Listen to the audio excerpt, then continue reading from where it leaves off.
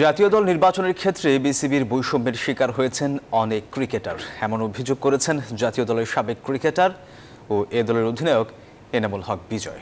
এবারে পাকিস্তানের সাথে 2টি 4 দিন ও 3টি একদিনের ম্যাচ খেলতে দেশ ছাড়বে বাংলাদেশ এ দল।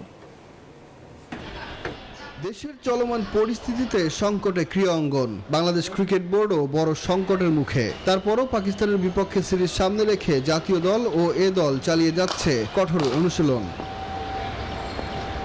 দেশের এমন পরিস্থিতিতে শুক্রবার পাকিস্তানের সাথে 4 দিনের ম্যাচ ও ওয়ানডে সিরিজ খেলতে ঢাকা ছাড়বে বাংলাদেশ এ দল। তার আগে জাতীয় দল নির্বাচন নিয়ে ক্ষোভ প্রকাশ করলেন এনামুল হক বিজয়। ক্রিস্টাল ক্লিয়ার থাকাটা খুবই জরুরি সবার ক্ষেত্রে।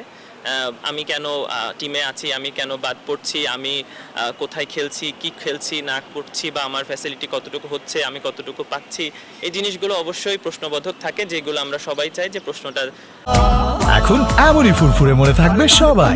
বসুন্ধরা টয়লেট্রিজ, ফুরফুরে মন সারাক্ষণ। সরে যাক, অ্যানসারটা আমরা ডিজার্ভ করি। মাঠের অনুশীলনের পাশাপাশি ডাকাতি ঠেকাতেও কাজ করেছেন জাতীয় দলের ক্রিকেটাররা, এমন খবরও জানান বিজয়। আমরা রক্তাক্ত কেউই চায় না এরকম দিন পার করি। সবাই দেখছি নিচে নেমে আসছে, অবশ্যই আমাদের এরকম দিন আমরা আশা করি না। তা আমরা সবাই শান্তভাবে শান্তিতে একটা দেশ পরিচালনা হোক।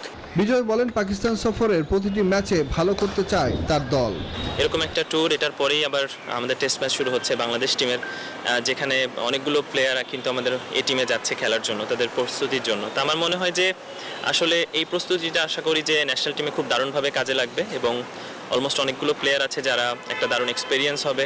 এই সিরিজে 2টি 4 দিনের ম্যাচের সাথে 3টি ওয়ানডে খেলবে বাংলাদেশ এ দল।